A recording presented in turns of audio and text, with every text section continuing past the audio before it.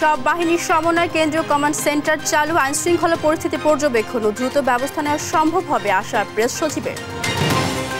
গাজীপুর সহ সারা দেশে operation devil হান্টে আটক ১,৩০৮ জন, নির্মূল না হওয়া পর্যন্ত অভিযানের ঘোষণা স্বরাষ্ট্র উপদেষ্টার।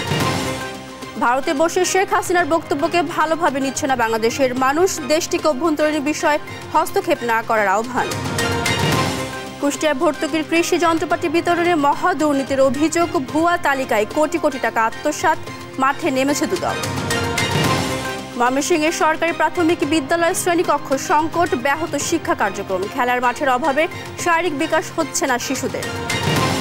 চাঁদপুর এজলাস সংকটে পালাক্রমে কাজ করছেন বিচারকরা, কার্যক্রম ব্যাহত হওয়ায় বাড়ছে মামলা জট, বিচার প্রার্থীদের ভোগান্তি। এবং চ্যাম্পিয়ন্স ট্রফিতে সেমির স্বপ্ন নিয়ে বাংলাদেশ দলকে মাঠে নেওয়ার আহ্বান সুমনের, ম্যাচ বাই ম্যাচ এগোনোর পরামর্শ আশরাফুলের। দর্শক শুভ সকাল, দেখছিলেন সংবাদ শিরোনামগুলো। সংবাদ সকাল আপনাদের সাথে আছি মারজানা শক্তি। জানাবো বিস্তারিত খবর। ঘুরে দাঁড়িয়েছে দেশের অর্থনীতি, বর্তমান রিজার্ভে মেটানো যাবে ৩.৫ মাসের আমদানি ব্যয়। গেল ৬ মাসে রপ্তানি বেড়েছে ১০%, আর মূল্যস্ফীতি কমে দাঁড়িয়েছে ৯%। এমনটাই জানালেন প্রধান উপদেষ্টার প্রেস সচিব শফিকুল আলম। দেশের আইনশৃঙ্খলা পরিস্থিতি পর্যবেক্ষণ ও দ্রুত ব্যবস্থা নিতে কেন্দ্রীয় কমান্ড সেন্টার চালুর কথাও জানান তিনি। তারেক মাহমুদ সুজনের প্রতিবেদন। শনিবার দেশের অর্থনৈতিক পরিস্থিতি নিয়ে প্রধান উপদেষ্টার সঙ্গে অর্থ উপদেষ্টা, বাংলাদেশ ব্যাংকের গভর্নর সহ সংশ্লিষ্টদের বৈঠক হয়। সেখানে গেল ৬ মাসের অর্থনৈতিক পরিস্থিতি নিয়ে প্রতিবেদন উপস্থাপন করেন অর্থ সচিব। পরে বৈঠকের বিস্তারিত তুলে ধরে প্রধান উপদেষ্টার press wing. Professor Yunus chief adviser বলেছেন উনি স্যাটিসফাইড। প্রেস সচিব শফিকুল আলম জানান, দেশের অর্থনৈতিক অগ্রগতি নিয়ে সন্তুষ্টি জানিয়েছেন প্রধান উপদেষ্টা। বেশিরভাগ সূচক ইতিবাচক জানিয়ে তিনি বলেন, জুলাই নাগাদ মূল্যস্ফীতি ৭.৫% মধ্যে নেমে আসবে। ইনফ্লেশন আপনি জানেন একটা সময় ১২%-এর মতো উঠে গিয়েছিল, ইনফ্লেশন আবার পয়েন্ট টু পয়েন্ট হিসাবে এটা 9%, মানে সিঙ্গেল ডিজিটে এসছে। জিডিপি সাইজ বলা হচ্ছে এখন বাংলাদেশের টাকায়, বাংলাদেশি টাকায় হচ্ছে ৫০,০২৭ বিলিয়ন টাকা, যেটা $450 বিলিয়ন। এ সময় আইন শৃঙ্খলা পরিস্থিতির উন্নতির লক্ষ্যে সব বাহিনী সমন্বয়ে সেন্ট্রাল কমান্ড সেন্টার চালুর কথাও জানান প্রেস সচিব। প্রত্যেকটা ল এনফোর্সিং এজেন্সি কে কি কাজ করছে সেটা যাতে খুব ভালো কোঅর্ডিনেট করা যায়।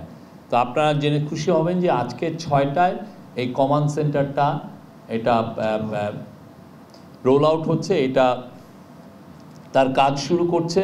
এ সময় গেল ৬ মাসে অর্থনৈতিক উন্নয়নে নেয়া নানা পদক্ষেপও তুলে ধরেন তিনি। বর্তমানে ১৩ লাখ মেট্রিক টন খাদ্য মজুদ আছে জানিয়ে প্রেস সচিব বলেন, যে পরিমাণ খাদ্য আমদানি হচ্ছে তাতে দাম আরো কমবে। যে পরিমাণ খাদ্যশস্য আমদানি হচ্ছে আমরা আশাবাদী খাদ্যশস্যের মূল্য আরো কমবে, এবং ইন্টারন্যাশনালি আমরা যেটা দেখছি যে হুইটের এবং রাইসের দাম কমছে, এবং ফলে আমরা আশা করছি যে বাংলাদেশেও এটার রিফ্লেকশন হবে।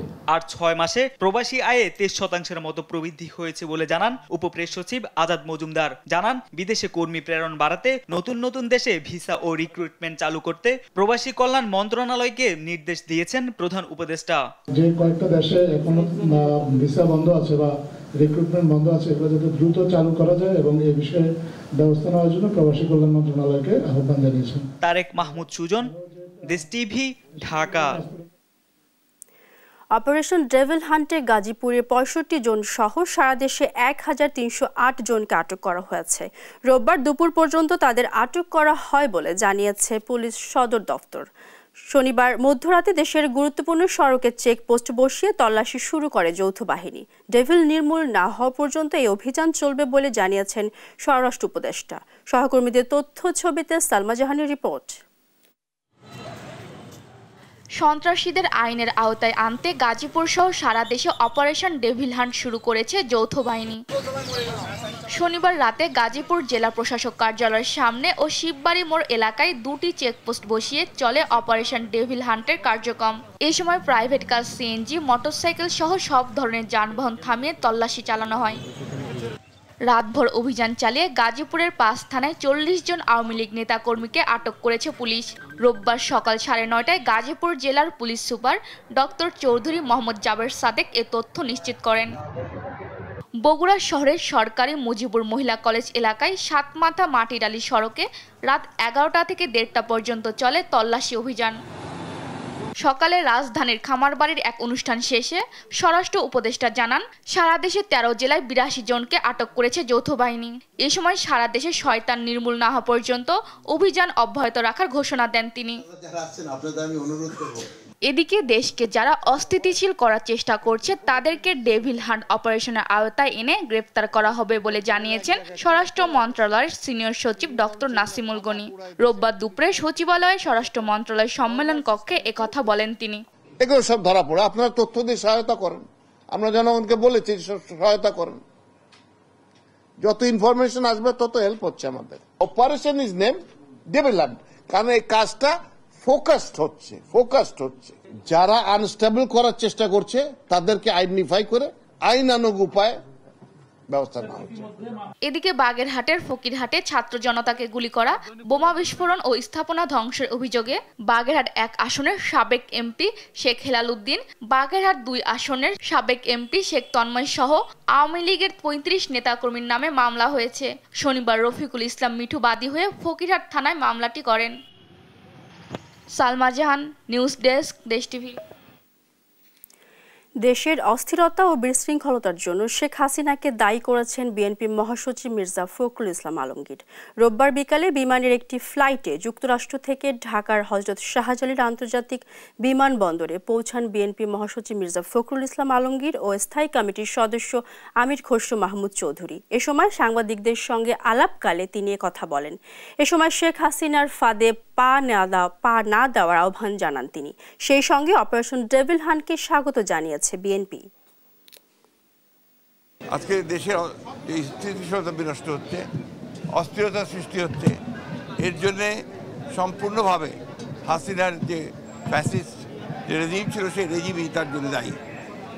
আজকে আমাদেরকে অত্যন্ত সাবধানতার সঙ্গে পা ফেলতে হবে। একটা অন্ধকারকে দূর করতে হয়, একটা অন্ধকারকে দূর করা যায় না, তাকে আলো দিয়ে দূর করতে হয়। সেই আলো বর্তিকা জ্বালিয়ে আমাদেরকে সামনের দিকে যেতে হবে। আমরা সংশ্লিষ্ট সকলের কাছে আহ্বান জানাতে চাই যে সবাই একযোগে ঐক্যবদ্ধ হয়ে এই দেশের স্বাধীনতা সার্বভৌমত্ব রক্ষা করার জন্য, স্থিরতা রক্ষার জন্য, ফ্যাসিস্টদের বিরুদ্ধে গণতন্ত্রকে প্রতিষ্ঠা করবার জন্য তাদের কাজ অব্যাহত রাখবে। আয়নাঘর সন্দেহে দিনভর ধানমন্ডি 32-এ ভিড় করেছে উৎসুক জনতা। কেউ বলছেন রক্তমাখা শার্ট পাওয়ার কথা, আবার কেউ দাবি করেছেন পাওয়া গেছে মানুষের হাড়। দিনভর এমন গুজবের মধ্যে ঘটনাস্থলে যায় ফায়ার সার্ভিস। তবে ভবনের নিচে জমে থাকা পানি নিষ্কাশন করে পাওয়া যায়নি কিছুই। আরও জানাচ্ছেন আলিমুজ্জামান সাফওয়ান। ধানমন্ডি 32-এ পঞ্চম দিনেও থামেনি উৎসুক জনতার ভিড়। সকাল থেকে বিভিন্ন সরঞ্জাম ব্যবহার করে দেয়াল ভাঙছেন অনেককেই দেখা যায় সেখান থেকে রড ও পাইপ নিয়ে যেতে। আগতরা বলছেন গণহত্যার দায়ে হাসিনার দৃষ্টান্তমূলক শাস্তি হওয়া দরকার। উনি যা করছে তার কর্মফল সে ভোগ করতেছে। আমার কাছে মনে হয় প্রায়শ্চিত্ত উনি আরো পাওয়া উচিত, যেটুক পাইছে আরো পাওয়া উচিত। সে আমাদের দেশের এক ফেসিবাদ কায়েম করছিল, ছাত্র জনতা তাদেরকে গুলি করে মারছে। যারা অত্যাচার জুলুম ছাত্রলীগ, তারা দোকানে গিয়ে ভাঙচুর করতো, হোটেলে খাবার খায়া টাকা দিত না, তারা একটা সন্ত্রাসী টিম তৈরি করছেন, তার নাম হলো ছাত্রলীগ। এদিকে আগত অনেকেরই দাবি ধানমন্ডি 32-এর বাড়ির নিচে আছে 6 তলা বিশিষ্ট অন্ধকার এক আয়নাঘর। আওয়ামী লীগ সরকারের যে আয়নাঘর নামক একটা যে আতঙ্ক, এটা কিন্তু জনগণের মধ্যে অলরেডি পৌঁছায় গেছে। তো এখন আওয়ামী লীগের যত ধরনের উন্নয়ন বা যত ধরনের স্থাপনা দেখবে, সেটার মধ্যে অবশ্যই জনগণ চিন্তা করবে যে এটাই আয়নাঘর মনে হয় সম্ভবত। এ সময় ঘটনার সত্যতা নিশ্চিতে উপস্থিত হয় ফায়ার সার্ভিসের একটি দল। এ সময় ভবনের নিচে এই জায়গায় জমে থাকা পানি নিষ্কাশন করে তারা। পরে জানা যায় 32 নম্বরের এই ভবনের নিচে ফ্লোর সংখ্যা 6টি নয়, বরং 2টি, যার মধ্যে আয়নাঘর সন্দেহ করা জায়গাটি লিফটের স্থান বলে ধারণা করা হয়। যদিও এ সময় মিশ্র প্রতিক্রিয়া জানায় উপস্থিত ব্যক্তিরা। কেউ বলছেন এটি পার্কিং এর স্থান, আবার অনেকেই দাবি করছেন এখানে রয়েছে আয়নাঘরের অস্তিত্ব। ওটা লিফটে নিচে তো আপনার নিচে ম্যাচিং বসে, উপরে থেকে যখন নিচে যাবে তখন ওটা নিচে ওটা আন্ডারগ্রাউন্ড করছে লিফটের জন্য। ওই যে কেউ বলতেছে চুল আছে, কেউ বলতেছে স্কুল ড্রেস পাওয়া গেছে, কেউ বলতেছে হার পাওয়া গেছে। লিবারেশন হয়ে গেছে আজকে 52 বছর। এতদিনের ভিতরে তো মানুষ এখানে মারা গেলে তো কিছু থাকার কথা না। তবে নিষ্কাশন শেষে মেলেনি আয়নাঘরের সন্ধান, যদিও এ বিষয়ে আনুষ্ঠানিক কোনো মন্তব্য করেনি ফায়ার সার্ভিস। আলিমুজ্জামান সাফওয়ান, দেশ টিভি, ঢাকা। বাংলাদেশের অভ্যন্তরীণ বিষয়ে ভারতের হস্তক্ষেপ অপ্রত্যাশিত। ধানমন্ডি 32-এ ভাঙচুরের ঘটনায় ভারতের নিন্দার প্রতিক্রিয়া একথা বলেন পররাষ্ট্র মন্ত্রণালয়ের মুখপাত্র রফিকুল আলম। তিনি বলেন, শেখ হাসিনা ভারতে বসে যে বক্তব্য দিচ্ছেন সেটা বাংলাদেশের মানুষ ভালোভাবে নিচ্ছে না। ব্রিফিংয়ে জানানো হয়, আগামী 11 থেকে 13 ফেব্রুয়ারি দুবাইতে ওয়ার্ল্ড গভর্নমেন্ট সামিটে অংশ নেবেন প্রধান উপদেষ্টা ডক্টর ইউনূস। দুবাই সফরে বৈশ্বিক বিভিন্ন ইস্যুতে বক্তব্য রাখার পাশাপাশি কয়েকটি দেশের রাষ্ট্রপ্রধানের সঙ্গেও বৈঠক করবেন তিনি। এ সময় রাশিয়া ইউক্রেন যুদ্ধে বাংলাদেশের অংশ নেয়ার বিষয়ে মুখপাত্র জানান, একটি এজেন্সি কয়েকজন বাংলাদেশিকে প্রলোভন দেখিয়ে রাশিয়াতে পাঠায়। এর সঙ্গে যুক্ত রাশিয়াতে একজনকে গ্রেফতার করা হয়েছে। আর ভ্রমণ ভিসায় রাশিয়া সফরে সতর্কতা জারির কথাও জানান তিনি। বাংলাদেশের অভ্যন্তরীণ বিষয়ে ভারতের পররাষ্ট্র মন্ত্রণালয়ের এই বক্তব্য প্রদান অপ্রত্যাশিত এবং অনাকাঙ্ক্ষিত। আমরা প্রতিবেশী দেশটিতে নানা ধরনের বিরূপ পরিস্থিতির উদ্ভব হতে দেখেছি, কিন্তু বাংলাদেশ কোনো রাষ্ট্রের অভ্যন্তরীণ বিষয়ে সরকারিভাবে কোনো বক্তব্য প্রদান করে না। অন্যদের কাছ থেকেও বাংলাদেশ একই ধরনের আচরণ আসে। তিস্তা মহাপরিকল্পনা বাস্তবায়নে আরও 2 বছর অপেক্ষা করতে হবে বলে জানিয়েছেন পানি সম্পদ উপদেষ্টা সৈয়দ রেজওয়ানা হাসান। একই সঙ্গে 45 কিলোমিটার এলাকার ভাঙন রোধে মার্চে টেন্ডার হবে বলেও জানান তিনি। আর তিস্তা চুক্তি বাস্তবায়নের প্রয়োজনে ভারতের ওপর আন্তর্জাতিক চাপ সৃষ্টির কথা জানান যুব ও ক্রীড়া উপদেষ্টা আসিফ মাহমুদ। রোববার দুপুরে তিস্তা পারে গণশুনানিতে অংশ নিয়ে এসব কথা জানান তিনি। সহকর্মী রফিকুল ইসলামের প্রতিবেদন। আমাদের শিশু বাচ্চা স্কুলে যাইতে পারে না, গরু ছাগলের খাওয়া দাওয়ার সমস্যা হয়, গরু ছাগল মারা যায়, স্কুলের ছাত্রছাত্রীদের আমরা ঠিকভাবে খাইতে দিতে পারি না। কাউনিয়ায় গণশুনানিতে এসে তিস্তা মহাপরিকল্পনা বাস্তবায়ন না হওয়ায় এভাবেই আক্ষেপ করেন ভুক্তভোগী নারী। রোববার তিস্তা নিয়ে করণীয় শীর্ষক শুনানিতে অন্যরাও জানালেন দুঃখ ও ক্ষোভের কথা। নদী রক্ষা আন্দোলনের কর্মীরা বলছেন, তিস্তা ও তিস্তাপাড়ের মানুষকে বাঁচাতে এখনই মহাপরিকল্পনা নিয়ে কাজ শুরু করা দরকার।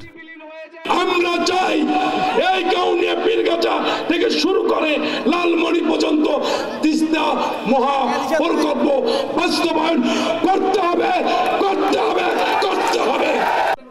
একই সুর জাতীয় নাগরিক কমিটির সদস্য সচিবের কণ্ঠেও। আর উপদেষ্টা আসিফ মাহমুদ জানান, তিস্তা চুক্তি বাস্তবায়নে প্রয়োজনে ভারতের উপর আন্তর্জাতিক চাপ সৃষ্টি করা হবে।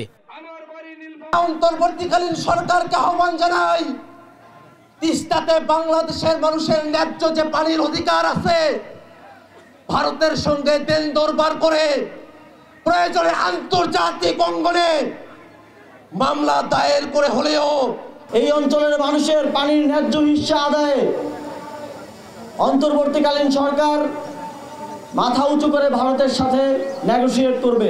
প্রয়োজনে আন্তর্জাতিক পানি আইনের ভিত্তিতে আমরা কূটনৈতিক চাপ সৃষ্টি করব যেন ভারত বাধ্য হয় এই চুক্তি স্বাক্ষর করতে। পানি সম্পদ উপদেষ্টা বলেন, তিস্তা মহাপরিকল্পনা বাস্তবায়নে চীনের সঙ্গে কাজ করছে বাংলাদেশ। অপেক্ষা করতে হবে 2 বছর, তবে মার্চে শুরু হবে 45 কিলোমিটার জুড়ে ভাঙন রোধের কাজ। চায়না আবার আমাদের কাছে 2 বছর সময় চাচ্ছে। আমরা তাদেরকে 2 বছর সময় দিতে সম্মত হয়েছি, কিন্তু 2টা শর্ত। একটা শর্ত হচ্ছে এই মহাপরিকল্পনায় কি থাকবে আর কি থাকবে না এইটার ব্যাপারে তিস্তা পাড়ের মানুষের মতামত শুনতে হবে। দ্বিতীয় কথাটা হচ্ছে আমার পরিকল্পনাটা 2025-এর ডিসেম্বরের মধ্যে চূড়ান্ত করতে হবে। তিস্তাপাড়ের বাসিন্দারা বলছেন, বারবার সরকার বদলালেও বদলায়নি তাদের ভাগ্য। তাই অন্তর্বর্তী সরকারের কাছে তাদের জোর দাবি তিস্তা মহাপরিকল্পনা বাস্তবায়নের। তিস্তা মহাপরিকল্পনা বাস্তবায়ন হলে তাদের যে দুঃখ সেটি স্থায়ীভাবে লাভবান হবে, এমনটাই দাবি তুলেছেন তারা। রফিকুল ইসলাম, দেশ টিভি, তিস্তাপাড়, রংপুর। কুষ্টিয়া কৃষকদের জন্য সরকারের ভর্তুকির কৃষি যন্ত্রপাতি বিতরণে উঠেছে মহা দুর্নীতির অভিযোগ। ভুয়া তালিকা তৈরির মাধ্যমে যন্ত্রপাতি উত্তোলন করে আত্মসাৎ করা হয়েছে কোটি কোটি টাকা। তালিকায় নাম থাকা প্রকৃত কৃষকেরা পায়নি এ যন্ত্রাংশ। সরকারের ভর্তুকির বিপুল পরিমাণ অর্থ ব্যয় হলেও এ প্রকল্পে কৃষি কর্মকর্তাদের লুটপাটে সুবিধা বঞ্চিত প্রান্তিক কৃষকেরা, যার প্রমাণও মিলেছে দেশ টিভির অনুসন্ধানে। অনিয়মের সত্যতা খুঁজতে মাঠে নেমেছে দুদকও। ইরফান রানার ক্যামেরায় নাহিদ হাসান তিতাসের রিপোর্টে বিস্তারিত। 2021 থেকে 2023 সাল পর্যন্ত 3 বছর মেয়াদে কুষ্টিয়ার 6টি উপজেলায় সমন্বিত কৃষি যান্ত্রিকরণ প্রকল্পের মাধ্যমে প্রান্তিক কৃষকদের মাঝে কম্বাইন হারভেস্টার, সিডার ও পাওয়ার থ্রেসার সহ 10 ধরনের কৃষি যন্ত্রপাতি ক্রয়ে প্রায় 26.5 কোটি টাকা ভর্তুকি বরাদ্দ দেয় সরকার। তবে এ প্রকল্প বাস্তবায়নে উঠেছে মেগা দুর্নীতির অভিযোগ। কৃষি কর্মকর্তাদের যোগসাজস্যে ভুয়া তালিকা তৈরির মাধ্যমে তুলে নেওয়া হয়েছে কৃষকদের জন্য বরাদ্দের যন্ত্রাংশ। লুটপাট করা হয়েছে সরকারের কোটি কোটি টাকা। তালিকায় নাম থাকলেও অধিকাংশ কৃষকই পায়নি সরকারের দেওয়া ভর্তুকির কোনো যন্ত্রাংশ, যার সত্যতাও মিলেছে দেশ টিভির অনুসন্ধানে। টিলারের জন্য আবেদন করেছিলাম, অফিস পর্যন্ত যা ঘুরে আসি, ঘুরে আসার পরে এ পর্যন্ত তো ঘুরাইনের পরে আসে। আমরা 25 সালে এসে জানতে পারলাম যে আমাদের নামে বরাদ্দ ছিল, বাট আমরা কোনো কিছু পাইনি। আমরা চাই যে এটা সুষ্ঠু তদন্ত দিয়ে এই কৃষি যন্ত্রপাতি আমরা যাতে আগামীতে পাই। প্রকল্প বাস্তবায়নকালে দায়িত্বরত কর্মকর্তারা বদলি হয়ে যাওয়ায় বর্তমান কর্মস্থলে থাকা কৃষি কর্মকর্তারা বলছেন, বিষয়টি খতিয়ে দেখে সত্যতা পাওয়া গেলে জড়িতদের বিরুদ্ধে প্রয়োজনীয় ব্যবস্থা গ্রহণের জন্য ঊর্ধ্বতন কর্তৃপক্ষকে অবহিত করবেন তারা। ঊর্ধ্বতন কর্তৃপক্ষ যদি মনে করেন যে আমি দেখব বা তারা যদি তদন্ত করেন তাহলে তারা আমাকে নির্দেশনা দিলে আমি সেগুলো কম্বাইন হারভেস্টার দেখা যাচ্ছে তারা কিনে নিল, কিন্তু কিনে নেওয়ার পরে যন্ত্রটা কিন্তু হচ্ছে সবসময় সে কিন্তু ব্যবসা করে, মানে সারা বাংলাদেশে কিন্তু যন্ত্রটা হচ্ছে কেটে বেড়ায়। এদিকে কৃষি যান্ত্রিকরণ এ প্রকল্পের অনিয়মের বিষয়ে খতিয়ে দেখতে মাঠে নেমেছে দুদক। অনিয়মের সত্যতা পেয়েছেন তারাও। এটা রেকর্ডপত্র সংগ্রহ করলাম, যাচাই বাছাই করছে। আমরা প্রাথমিকভাবে সেখানে অনিয়ম দেখেছি, যেমন আমরা কয়েকজনকে ফোন করে দেখেছি, যাদেরকে যন্ত্রপাতি সরবরাহ দেখানো হয়েছে তারা পাননি। কৃষিতে সরকারের বরাদ্দের বিপুল অর্থ হরিলুটের সাথে জড়িতদের বিরুদ্ধে তদন্ত সাপেক্ষে দ্রুত ব্যবস্থা চাই জেলার সুবিধাবঞ্চিত প্রান্তিক কৃষকেরা। নাহিদ হাসান তিতাস, দেশ টিভি, কুষ্টিয়া।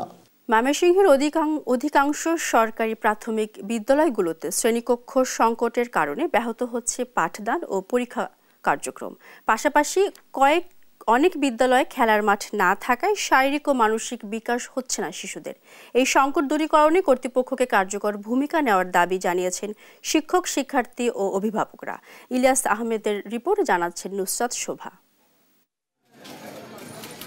ময়মনসিংহের গাঙ্গিনারপাড় সরকারি প্রাথমিক বিদ্যালয় মাত্র 4টি শ্রেণীকক্ষ দিয়েই চলে 300-র বেশি শিক্ষার্থীর পাঠদান। আকারে ছোট এসব শ্রেণীকক্ষ দিয়ে 2 শিফটে ক্লাস নেয়ার পরও হয় না স্থান সংকুলান। গাদাগাদির কারণে ব্যাহত হচ্ছে কোমলমতি শিশুদের পড়াশোনা, নেই খেলার মাঠও। একই অবস্থা নগরীর গোহাইলকান্দি ও নওমোহন সরকারি প্রাথমিক বিদ্যালয়ের। সবাই উপস্থিত থাকলে বসতে অসুবিধা হয়, আমরা লিখতে পারি না, এক বেঞ্চে 4 জন করে বসতে হয়। আমাদের সবচেয়ে বড় সমস্যা হলো শ্রেণীকক্ষের স্বল্পতা। দেখা যাচ্ছে যে শ্রেণীকক্ষ স্বল্পতার জন্য আমরা শাখা করতে পারতেছি না। উপজেলা প্রাথমিক শিক্ষা অফিসার জানিয়েছেন, শ্রেণীকক্ষ সংকট ও জরাজীর্ণ ভবনের তালিকা করে পাঠানো হয়েছে ঊর্ধ্বতন কর্তৃপক্ষকে। ঊর্ধ্বতন কর্তৃপক্ষকে আমরা জানিয়েছি এবং ওনারা আশ্বস্ত করেছেন পিডিবি 5 শুরু হলে আমাদের এই ভবনগুলো এবং এই অতিরিক্ত শ্রেণীকক্ষ করে দিবেন। পড়াশোনার মান উন্নয়নকেই সরকার অগ্রাধিকার দিচ্ছে জানিয়ে প্রাথমিক ও গণশিক্ষা উপদেষ্টা জানান, শিশুর সামগ্রিক বিকাশে ব্যবস্থা নেবে সরকার। আমাদের প্রায়োরিটি ছিল যে আমাদের অবকাঠামোগুলো খুব খারাপ, সেটাকে উন্নতি করা, কিন্তু আমাদের প্রায়োরিটি হচ্ছে বাচ্চারা যেন লেখাপড়ায় ভালো করতে পারে সেটা। ময়মনসিংহ সদর উপজেলা ও সিটি কর্পোরেশনের 185টি সরকারি প্রাথমিক বিদ্যালয়ের মধ্যে 138টিতেই রয়েছে শ্রেণীকক্ষ সংকট। শিগগিরই সমস্যা সমাধানে ব্যবস্থা নেয়ার দাবি অভিভাবকদের। নিউজ ডেস্ক, দেশ টিভি। চাঁদপুরে জুডিশিয়াল ম্যাজিস্ট্রেট আদালত ভবন ও এজলাস সংকটে ব্যাহত হচ্ছে বিচারিক কাজ। দেশের বিভিন্ন জেলায় স্বতন্ত্র জুডিশিয়াল ভবন তৈরি হলেও চাঁদপুরে আজও হয়নি। একটি 4 তলা ভবনের পাশাপাশি একটি টিন শেড ভবন এবং ডিসি ভবনের কয়েকটি কক্ষে চালাতে হয় বিচার কাজ। এজলাস কম হওয়ায় পালাক্রমে কাজ করেন 2 থেকে 3 জন বিচারক। এতে বাড়ছে মামলা জট। ভোগান্তিতে পড়েছেন বিচার প্রার্থী সহ সংশ্লিষ্টরা। শরীফ আহমেদের প্রতিবেদন জানাচ্ছেন তারেক মাহমুদ সুজন। দীর্ঘ সময় পার হলেও চাঁদপুরে এখনো কাটেনি আদালত ভবন ও এজলাস সংকট। 26 জন বিচারকের বিপরীতে এজলাস আছে মাত্র 16টি। একজন এজলাস থেকে নামলে বসতে হয় অন্য বিচারককে। একটি 4 তলা ভবনের পাশাপাশি একটি টিন শেড ভবন এবং ডিসি ভবনের কয়েকটি কক্ষেও চালাতে হয় বিচারিক কার্যক্রম। জুডিশিয়াল ম্যাজিস্ট্রেট ভবন না থাকায় ভোগান্তিতে পড়েছেন বিচারক, আইনজীবী ও বিচার প্রার্থীরা। আজ 1.5 বছর, 1.5 বছর ধরে এরকম আইতাম যাইতাম আছি। আমাদের অনেক কষ্ট হয়, বড় কোনো জায়গা পাইতেছি না। এজলাস সংকট থাকার কারণে এখানে বিচারক এবং বিচার প্রার্থী জনগণ এবং আইনজীবীদের ভোগান্তির শিকার হচ্ছে। এই আইনি সমস্যা সমাধান করে দ্রুত জুডিশিয়াল ভবন নির্মাণ করার জন্য কর্তৃপক্ষের কাছে চাঁদপুর জেলা আইনজীবী সমিতির পক্ষ থেকে আমি আশাবাদ ব্যক্ত করব। নতুন রাজনৈতিক প্রেক্ষাপটে দ্রুত ভবন নির্মাণের আশা আইন কর্মকর্তাদের, আর প্রয়োজনীয় ব্যবস্থা নেওয়ার আশ্বাস দেন জেলা প্রশাসক। এখন আমরা প্রত্যাশা রাখি, আশাবাদী যে এই বর্তমান প্রেক্ষাপটে আমাদের এই যে সমস্যা ছিল সেটা সমাধান হবে। টেকনিক্যাল ডিজায়ার অনুযায়ী আমরা হয়তো প্রকল্পটা পুনরায় প্রেরণ করব মন্ত্রণালয়ে। আশা করি খুব দ্রুত সময়ের মধ্যেই আমরা এই প্রকল্পটা হয়তো আলোর মুখ দেখব। জেলায় বিচারাধীন মামলা রয়েছে 43,000। এজলাস সংকট নিরসনে দ্রুত কার্যকর ব্যবস্থা নেবে সরকার, এমনটাই আশা বিচার প্রার্থী সহ সংশ্লিষ্টদের। নিউজ ডেস্ক, দেশ টিভি। ভারতীয় কোম্পানিকে অবৈধভাবে প্রাথমিকের 2 কোটি পাঠ্য বই ছাপানোর কাজ দিয়ে আওয়ামী সরকার রাষ্ট্রের কি পরিমাণ আর্থিক ক্ষতি করেছে তা খতিয়ে দেখছে দুদক। পাশাপাশি বাংলাদেশ কেমিক্যাল ইন্ডাস্ট্রি কর্পোরেশনের আগামী 14 ফেব্রুয়ারি নিয়োগ পরীক্ষায় অনিয়ম ও জালিয়াতি প্রতিরোধে অভিযান চালায় সংস্থাটি। এদিকে বাংলাদেশ ব্যাংকে অভিযানে আলোচিত 25 কর্মকর্তার লকার পায়নি দুর্নীতি দমন কমিশন। ফজলে আদিত্যের প্রতিবেদন। 2017 শিক্ষাবর্ষে প্রাথমিকের বই ছাপার জন্য দক্ষিণ কোরিয়ান কোম্পানি টিপিএস টেন্ডারের অংশ নিয়ে সর্বনিম্ন করদাতা হয়। অভিযোগ আছে আওয়ামী লীগ সরকারের ইশারায় প্রায় 50 কোটি টাকার এই কাজ তাদের না দিয়ে তা দেয়া হয় ভারতীয় কোম্পানিকে। রোববার সকালে এমন অভিযোগের প্রেক্ষিতে জাতীয় শিক্ষাক্রম ও পাঠ্যপুস্তক বোর্ড এনসিটিভিতে অভিযান পরিচালনা করে দুদকের একটি দল। এই সময় তারা নথিপত্র যাচাই করে অভিযোগের প্রাথমিক সত্যতা পায়। দুদক জানায় এই কাজ ভারতীয় কোম্পানিকে দিয়ে রাষ্ট্রের কি পরিমাণ আর্থিক ক্ষতি হয়েছে তা খতিয়ে দেখা হচ্ছে। প্রথম থেকে পঞ্চম শ্রেণী যে বই ছাপানো হতো এনসিটিভি থেকে, এই বইগুলো বাংলাদেশের প্রকাশনীকে না দিয়ে ভারতের বিভিন্ন প্রকাশনীকে দেওয়া হয়েছিল। এগুলো যে দেয়া হলো, এতে বাংলাদেশ সরকারের আর্থিক কোনো ক্ষতি হলো কিনা, বাংলাদেশের পাবলিশার যারা ছিল তারা কম প্রাইসে দিতে পারতো বা ইন্ডিয়ার থেকে বেশি দরে, বা দরপত্র যে টেন্ডার যে কমিটি হয় এদের কোনো কারসাজির মাধ্যমে সেগুলো করা হয়েছে কিনা সেটা যাচাই আমরা এসেছি আজকে। একই দিন সকালে রাজধানীর মতিঝিলে বাংলাদেশ কেমিক্যাল ইন্ডাস্ট্রি কর্পোরেশন বিসিআইসির প্রধান কার্যালয়ে 14 ফেব্রুয়ারি অনুষ্ঠিত হতে যাওয়া নিয়োগ পরীক্ষার দুর্নীতি প্রতিরোধে বৈঠক ও তথ্য সংগ্রহ করে দুদকের আরেকটি দল। যে নিয়োগ পরীক্ষাটা কিভাবে হচ্ছে, কেমন হচ্ছে এবং এখানে অনিয়মের কোনো সুযোগ আছে কিনা সেটা যাচাই বাছাই করার জন্য, এবং সার্বিকভাবে এবং আলটিমেটলি আমাদের গোল হচ্ছে যাতে নিয়োগ পরীক্ষাটা যত 14 তারিখে হবে সেখানে যাতে স্বচ্ছতাটা আমরা বজায় রাখতে পারি। দুদক যেন আমাদের পরীক্ষার হলে আসে, মানে সর্বাত্মক আমাদের যখন আমরা ইন্টারভিউ নেই সেই সময়ও যদি দুদক আমাদের এখানে ওয়াচ করে আমাদের কোনো আপত্তি নেই। এদিকে রোববার দুপুরে বাংলাদেশ ব্যাংকে 25 কর্মকর্তার লকার তল্লাশি করতে আসে দুদক। তবে ভল্ট রেজিস্টার অনুসন্ধানে জানা যায় কারো নামে কোনো লকার নেই। ফজলে আদিত্য, দেশ টিভি, ঢাকা। বিদেশে পাচারের টাকা ফেরত আনতে উদ্যোগ নেবে দুদক, জানিয়েছে সংস্থাটির মহাপরিচালক। এদিকে 124 কোটি টাকার অবৈধ সম্পদ অর্জন ও কানাডায় অর্থ পাচারের অভিযোগে বেসিক ব্যাংকের চেয়ারম্যান আব্দুল হাই বাচ্চু ও তার পরিবারের সদস্যদের বিরুদ্ধে 4টি পৃথক মামলা হয়েছে। ফজলে আদিত্যকে সাথে নিয়ে আরো জানাচ্ছেন নাফিয়া ফারজানা। রোববার দুর্নীতি দমন কমিশনের প্রধান কার্যালয়ে দুর্নীতির সমসাময়িক বিষয় নিয়ে সংবাদ সম্মেলন করেন সংস্থাটির মহাপরিচালক আক্তার হোসেন। এ সময় টিউলিপ সহ অন্য কারোর মাধ্যমে বিদেশে টাকা পাচার হয়ে থাকলে সেই টাকা দেশে ফিরিয়ে আনতে দুদক উদ্যোগ নেবে বলে জানান মহাপরিচালক। এরই মাঝে যুক্তরাজ্য ও ইউরোপীয় ইউনিয়ন থেকে সহযোগিতার আশ্বাস পাওয়া গেছে। পাচারকৃত অর্থ পুনরুদ্ধারের জন্য আমাদের টিম কাজ করছেন এবং আমাদের কাছে ইউরোপীয় ইউনিয়ন এবং ইউকে সহ বিভিন্ন দেশের ল এনফোর্সিং এজেন্সি তারা আমাদেরকে সহায়তার আশ্বাস দিয়েছে। নীতিপূর্বে তাদের সাথে আমাদের একাধিক মিটিং হয়েছে। তিনি আরো জানান, বিদেশি দুটি ব্যাংকের মাধ্যমে 124 কোটি টাকার অবৈধ সম্পদ অর্জন ও কানাডায় অর্থ পাচারের অভিযোগে বেসিক ব্যাংকের চেয়ারম্যান আব্দুল হাই বাচ্চু ও তার পরিবারের সদস্যদের বিরুদ্ধে 4টি আলাদা মামলা করেছে দুদক। কানাডায় অর্থ পাচার সহ মোট 124 কোটি 93 লক্ষ টাকারও বেশি মূল্যের জ্ঞাত আয় বহির্ভূত সম্পদ অর্জন, দাখিলকৃত সম্পদ বিবরণীতে মিথ্যা তথ্য প্রদান এবং অসাধু উপায়ে উপার্জিত অর্থ কানাডায় পাচারের দায়ে এটি মামলা রুজুর সিদ্ধান্ত গৃহীত হয়েছে। যাদের বিরুদ্ধে অর্থ আত্মসাতের প্রমাণাদি মিলেছে তাদেরকে দ্রুতই আইনের আওতায় আনার চেষ্টা চলছে বলেও জানান তিনি। নাফিয়া ফারজানা, দেশ টিভি, ঢাকা।